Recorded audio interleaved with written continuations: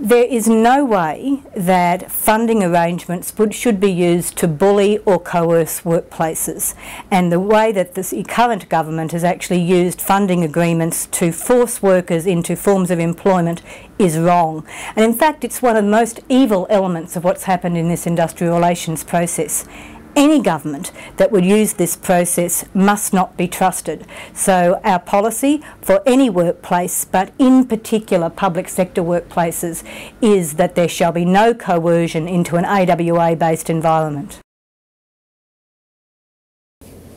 The Democrats have spoken out strongly in the Senate against the federal government's growing attempts to use funding agreements to force state governments to introduce individual contracts.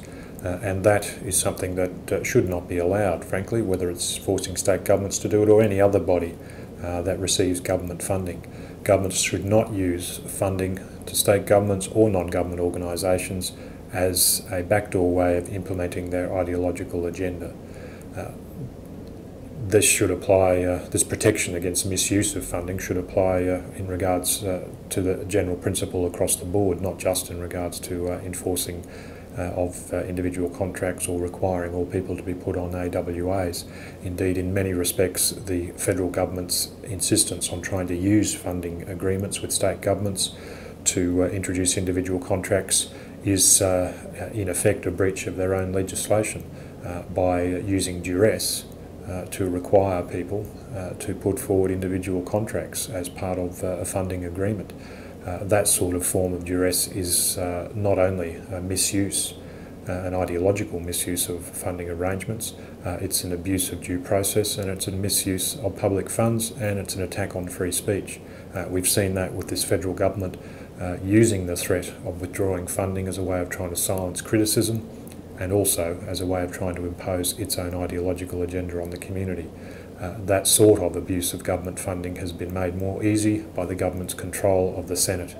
And what we need more than anything else in the entire area of industrial relations and workplace laws is to get back a Senate that is independent of both the major parties, that allows Senate committee inquiries to properly scrutinise the detail of legislation, the administration of the laws after they've been put in place, and provide the opportunity for people who are directly affected, unions and business and employees themselves and independent contractors all, to be able to provide the facts about what is happening in the real world rather than in the artificial universe that sometimes is very separate from the real world in Parliament House. Only an independent Senate can allow that, and that's what's needed to repair the damage done to our workplace laws and indeed to our democracy in general.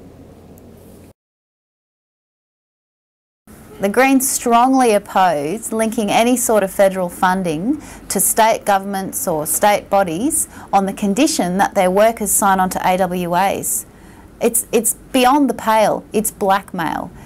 No federal government should be able to enforce any industrial relations conditions on a state body or a state organisation that's lawfully operating under the state industrial relations system, which has been working fine up until work choices started muddying the waters. So this is an abuse of power once again by the federal government, and the Greens strongly oppose work choices being pushed on to state public sector workers against their wishes, holding people hostage, threatening to withhold funding unless they sign AWAs. It's blackmail and it's got to stop. The Greens in the Senate will vote against work choices, and we will do our utmost to get the whole thing repealed.